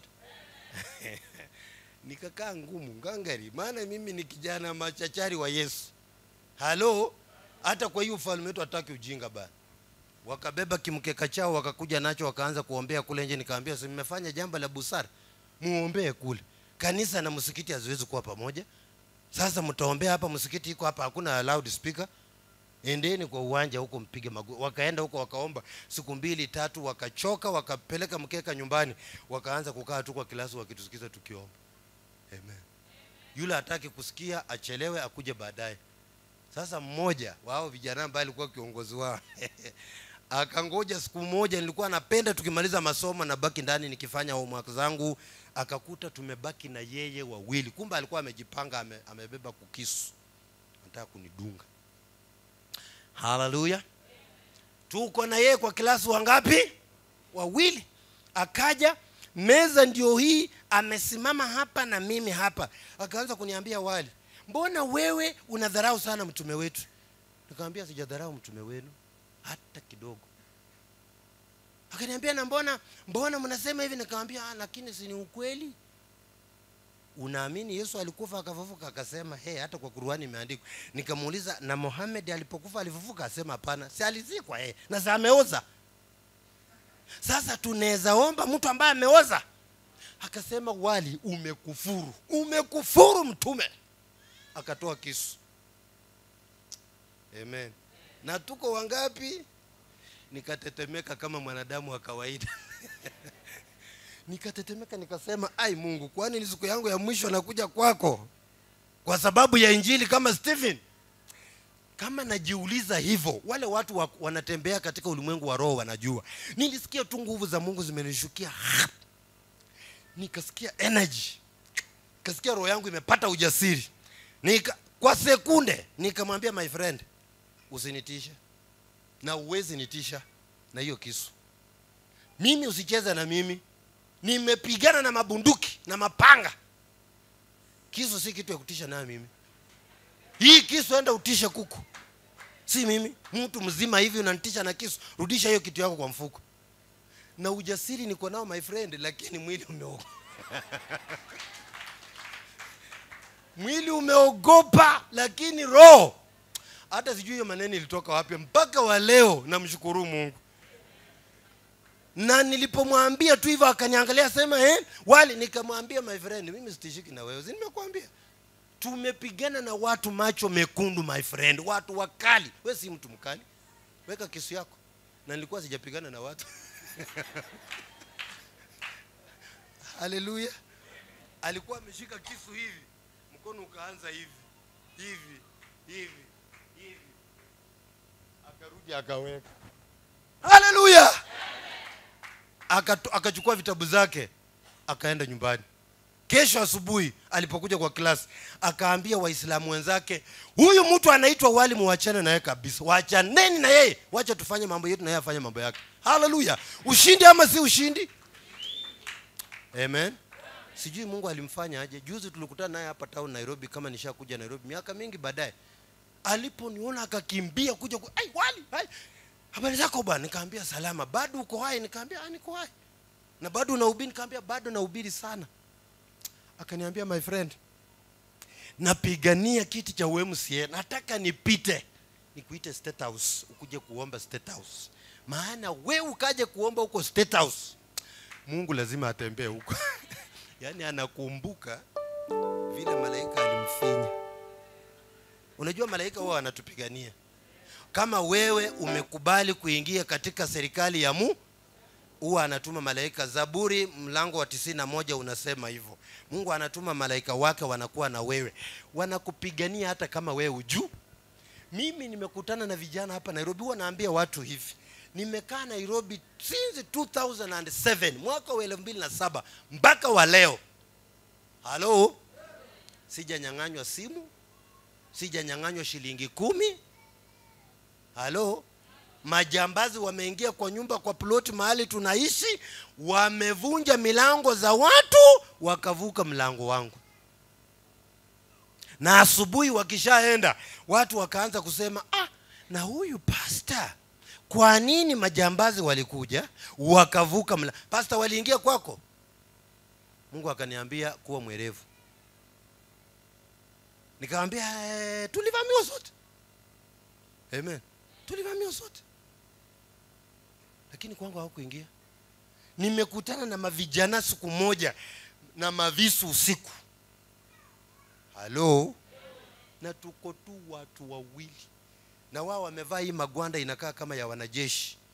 Na nikanjia kanapita kwa kichaka hivi, kuna kichaka mingi hapo. Wakakuja, walipotuona nakuja hivi, wakatokea mbele wasema, kaa chini. Nikashtuka. Obvious, mara ya kwanza lazima ushtuke. Nilishtuka, mwili ukatetemeka. Alafu tena ile kitu ikafanyika. Hiyo kitu naipenda sana. Hiyo kitu. Halo? Nguvu zikashuka tena. Haleluya, nikajua malaika wameshuka bana, wamefika. Hakuna mtu atanitisha. Muwe na visu, muwe na mapanga, muwe na mabunduki. Wamefika hapa wanajeshi na wapiganangi na mapanga, wako na magari ya moto. Watawachoma mtaona. Amen. Kaa chini. Nikamwambia hakuna. Tumekaa chini, wewe kama nani wewe unatuambia tukae chini? Na mimi sina silaha. Silaha yangu ni Yesu. Nimevaa shati, sina koti. Simu yangu ilikuwa bado mpya ya Nokia, nimeweka hapa my friends. Na sina koti, imechomoka tu nje hivi. Na si kusikia nikitetemeka. Yule tulikuwa naye alikuwa na pesa kwa mfuko, kwa bagi yake, pesa taslimu amebeba. Thousands of shillings. Tukajua zinaenda, hakuna kitu ilienda. Halo, nilikuwa na tochi yangu ndogo. Nikatoa, nikamulika yule alikuwa amekuja mbele yangu kwa uso hivi. Akakamata hiyo tochi akavunja akatupa huko. Kichwa yake katupa, nikabaki na mkebe ya tochi. Sasa tuko kwa giza. Tochi yangu imevunjwa kichwa. Na watu tukaangaliana hivi kama kwa sekunde 5 hivi. Hatuambieni kitu, tumeangaliana hivi. Na yule alikuwa mbele yangu alisukumwa akaenda akaanguka chini, na alikuwa na baga ya hiyo pesa. Alipaanguka akairusha kwa kichaka huko na akalala hapo. Sasa tumeangaliana sekunde 5 hivi, hatuambieni kitu. Alafu akili kanikujia, unafanya nini? Nikapita kwake. Na amesimama hapo. Wapendwa, tunapoongea mambo ya Mungu, they are real things, ni mambo ya ukweli. Nikaenda kumwangalia yule ameangushwa pale. Nikamwambia amka. Akaamuka. Nikamwambia twende. Tukapita hivi tunaenda na wao wanasimama wanatuangalia hivi, wasema nyinyi mungeona, nyinyi mungeona. Sasa tungeona tungetuonyesha. Sisi tumekuwa hapa na wewe. Umeshindwa kutuonyesha, tushapita bwana. Malaika washawanyonga, wamefinya. Wanasema tukaenda, kulikuwa na mto tukavuka. Tukifika ng'ambo nikamuuliza my friend, mkoba iko wapi? Akasema nimeacha pale kwa kichaka. Na zile pesa asema okay. Kaambia ziko safe. Sasa unajua huyo alikuwa mbele yangu wakati aliona hiyo commotion, alipiga nduru. Sasa wote kule ng'ambo watu wakasikia, wakaanza kuja na matochi. Sasa kitambo tuvuke mto, wale vijana wametoroka. Na wale wanakuja, wakafika pale, tukarudi. Tukaenda tukaangalia pale, hata mimi nilikuwa nimeacha kiatu moja.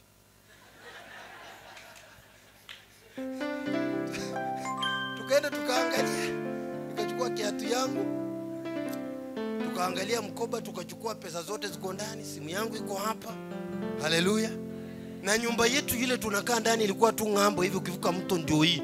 Tukaenda kufika, wamefunga gate kwa ndani, tukabisha. Wakachungulia hivi, wasema ni pastor. Wakafungua. Kuingia wakasema ingieni na mfunga mlango. Wezi wako huku nje ni kubaya. Wametoka kuua watu hapa ng'ambo. Yaani wanaongea ile kelele ilikuwa pale. Watu hapa tu saa hizi. Sasa hata tukuambie ni sisi, tukauliza wameua watu hapa mliona? Wasema tuende kuona, lakini wameua watu hapa saa hii. Watu wamepiga manduru hapa, wameuao. Okay. Lakini tukajua tulikuwa sisi. Praise the Lord. Na hakuna mtu amekufa. Yesu anataka akae ndani yetu. Afanyie kazi ndani yetu. Halo? Na hivyo ndio nimekaa hapa Nairobi miaka yote. Huwa siogopi. Praise the Lord. Maana najua niko na mlinzi wa. Halo? Ananilinda. Na ameniokoa mara nyingi. Niwaambie nyingine. Tufungie hapo. Siku nyingine nimetoka kuhubiri. Watu wameniita kuenda kuwasaidia, nimewasaidia mpaka saa 4 mpaka saa 5, nikimaliza ni usiku, matatu imeisha kwa barabara, nikapanda gari. Na mimi nilikuwa nakaa Udhiru kule ndani kabisa siku hizo. Nikapanda gari nikaenda nikashuka, nikianza kuteremka hivi nikaona watu wako mbele kama 3 4 hivi, nikasema tuko sawa, tutaenda tu. Tukaenda mahali mwangaza inaishia, barabara zimeenda hivi. Hii inaingia kwa giza, hii inaenda huko kwa manyumba. Mimi nikaingia na hii. Nikiingia hivi nikaona tumebaki na mtu mmoja hapo mbele yangu, nikasema ni sawa. Tuko wawili, tukatembea. Akienda tu watu wawili akaingia kwa gate, nikabaki peke yangu. Na kamvua kanafanya na kuna giza. Nikitembea, unajua hapa Nairobi vijana wakora wanafanya vituko. Hata wakiwekewa mataa na serikali wanakuja wanangoa mcha, wanazima, ndio giza hiyo. Nikienda hivi nikaona watu 3 wanakuja. Mmoja anakaa mwanamke, wawili. Mmoja alikaa na mwanamke, mwingine mwanaume. Nikasema ni kijana anasindikiza msichana. Nikafikiria hivi, kumbe ni wanaume wangapi? Nikaona mmoja akamulika kwa mguu hivi, Nikasikia moyoni hiyo si mzuri. Alikuwa anatoa nini kwa socks? Sasa mimi nikasikia natoka kule na wao wanatoka, nikasikia na nyumba gate ambayo nataka kuingia iko hapa, nikasikia tembea ukisonga pande. Sasa nikisonga hivi nao wanasonga. Nikisonga nao wanasonga. Hawa watu wakoje? Nasonga nao mpaka tukakaribiana hivi. Walipofika hapa na mimi niko hapa wakasema, simama." Mimi nikaendelea kutembea. Wakasema, "Tunakwambia usimame na wewe usikii." Sijui waliwekea nini hapa. Mimi nikasimama. Unajua mara ya kwanza tu wakati wananisimamisha hivyo, swali la kwanza huwa linakuwa mara moja, ile inaitwa emergency call kwa main office. Nikauliza tu Mungu, nifanye vipi? Kasikia tu Mungu akaniambia tulia. Na amesimama mmoja hapa ameniwekea kitu hapa, mwingine hapa sijui ni nini. Nikasikia tu Yesu asifiwe. Unajua kile nilifanya? Hebu kujeni wandugu. Wandugu wawili tu. Mwingine si unaona ndio hawa? Hebu simameni hapa. Haya. Sasa huyu mniangalia wote hivi. Sasa huyu ndio ameniwekea kitu hapa. Na mimi nimesimama hapa hivi. Nikasikia Mungu, nifanye aje? Kasikia tu nimeenda. Wakageuka, asante. Wakageuka wakanimulikia tochi hivi mahali naenda. Nikasema asante Bwana kwa mwangaza nione mahali naenda. Na kama bado wananimulika hivyo na tochi, pikipiki ikatokea nyuma mbio, inaleta mteja. Unajua wakiona pikipiki inakuja wanatoroka. Wakatoroka wakaingia kwa vichaka. Nikasema thank you Jesus. Hallelujah. Amen.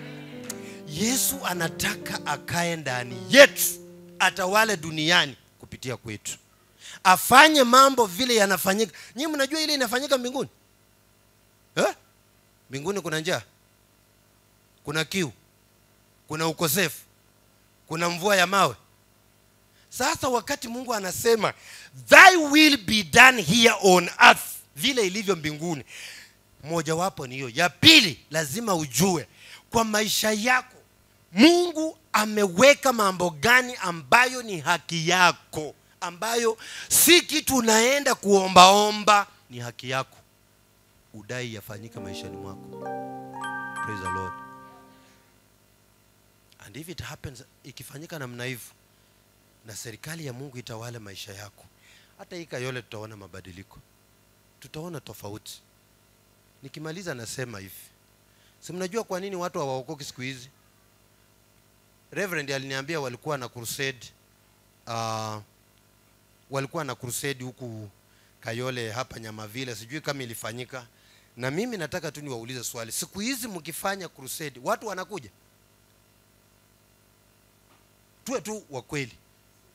Mkiweka crusade hapa Nyamavile watu wanakuja? Si wengi. Na wengi wanakuja kama mmeweka muziki ile wanafurahia, wacheze, wakimaliza wanapotea, hawangojei neno. Na namba 2, watu wengi ambao wanapenda kuja kwa mkutano wa injili wa crusade wa nje ni watu wameokoka, wale ambao tayari wako kanisani. Wenye dhambi hawakuji, na wenye dhambi wakija ni walevi, wanakuja kucheza muziki, wakimaliza wanaenda. Nyinyi mnataka kuniambia ni kwa nini kanisa ilipoteza ladha? Vile tu nilianza nikisema watu sasa wakiona mmekuja kuweka hapo wanashindwa gai. Hao watu uangalie kanisa la Matendo ya Mitume, katika Matendo ya Mitume kuanzia mlango wa 2, wa 3, wa 4, watu ndio walikuwa wanatamani kujiunganisha na hiyo kanisa. Si kama leo. Leo sisi tunaenda kuwapembeleza Bwana, kuja kwa kanisa yetu, kuja. Yesu anakupenda, kuja, atakupa kazi, kuja. Yaani tunapembeleza yeye, atakusaidia. Wewe umeoleka ati hapana, utapata bwana, utapata bibi, kuja. Yaani tunapembeleza. Na ile kanisa ya kwanza ya mitume ilikuwa ipembelezi. Kwanza ilikuwa inasema, are you sure unataka kuokoka? Uko sure? Mpaka mtu aseme mimi nimeamua kabisa. Unajua ile kitu unakubali kufa? Anasema yes, hayakuja. Siku hizi tunaambia watu ukiokoka hutakufa, ukiokoka hutagonjeka, ukiokoka hutakuwa na shida. Kanisa ya kwanza ilikuwa hivi, ukiokoka unaanza kuwa na matatizo. Kwa hivyo uko tayari? Mtu anasema yes. And that is why ilikuwa kanisa ya kikweli. Ikalete mabadiliko. Ya leo tumepoteza ladha. Na jambo ambalo nimegundua siku hizi za mwisho ambalo limefanya kanisa ikapoteza ladha kabisa ni injili. Gospel mpya imekuja, inaitwa the gospel of grace. Injili ya neema. Yaani neema imekuwa nyingi sana mpaka dhambi pia zimekuwa nyingi. Wanasema Mungu ni wa rehema, Mungu ni wa neema. Ni kwa neema tumeokoka wapendwa. Hata ukizini leo, omba msamaha, ni kwa neema, ni kwa neema. Na hakuna mwenye haki, ni kwa neema. Halo? Sasa watu wamekubali hiyo injili, wanafanya dhambi, wakikaa ukiwauliza wanasema hapana, neema ya Bwana. Dhambi zikiongezeka neema Praise the Lord. Tunahitaji, tuko na jukumu kubwa sana la kurudisha kanisa la Yesu ambayo tunaenda kucelebrate kesho mahali aliliacha akienda. Bwana Yesu asifiwe. Kesho Mungu akitupa neema, tutaongea kuhusu jambo lingine ambalo ni la muhimu sana kwa kanisa katika hizi nyakati ambazo tuko ndani. Tunatafuta mambo ambayo nitakana turekebishe, tunyoroshe, tubadilishe, kanisa lirudishe ladha, liwe la kutamanika. Ukipika chakula kizuri, si lazima uitanisha watu. Si ndio? Ukiona unaitanisha watu, umepika chakula ambacho hakina ladha mzuri. Ati we, mbona mkuja? Pakua nyama, pakua. Unaona watu wanaepaepa hiyo nyama kwa sababu yule ameonja wa kwanza amewaambia haijaiva, haijaiva. Sasa wanakuja tu wakipita wakichukua cabbage na sukuma, wakichukua sima wakienda. Naona wapendwa, mkule nyama, chukua, ongeza. Lakini ikiwa tamu, inabidi usimame hapa. We, usirudishe mkono. Enda. Wewe ukuli nyama, enda uchukue mboga. Maana hiyo nyama ni tamu. Tukifanya Ukristo wetu uwe mtamu, watu wa mataifa watatamani. Wenyewe watakuja kutufuata mbio. Hatutaenda kuwapembeleza. Hatutahubiri injili ya kupembelezana kwa madhabahu ya uwanja ya nje. Hati Bwana Yesu anasema ukiokoka hata kutolea umaskini, hata kutolea mashida. Kama huu kusoma, sasa utasoma. Yesu alikuambia wale watu wanakuja kuokoka na hawa kusoma watasoma? Wacha injili ya uongo. Wewe enda hubiri injili ya kweli. Kama Mungu ako na wewe, watu wasikie hiyo injili ya ukweli, waifuate na wasimame kwa msingi wa kweli. Halo? Maana hakuna mahali imeandikwa ya kwamba watu wale wamesoma ndio wataenda mbinguni. Na hata wakiokoka kama hawajasoma watasoma. Kuna wengine wataokoka na ujinga wao na waingie mbinguni na ujinga wao. Halo? Na kuna wale wameokoka, wamesoma, wamedharau hiyo masomo, wataingia mbinguni. So, lazima tukitaka injili ya Yesu irudi mahali ilikuwa, lazima turekebisha mambo katika nyumba ya Bwana. Mambo mengi sana tuyapiga msasa. Haleluya. Wacha mimi nifika hapa. Naona mambo mengi inakuja. Tunaweza kaa hapa mpaka saa 3 za usiku. Mko tayari kuwa kama wale walikaa na Yesu siku 3?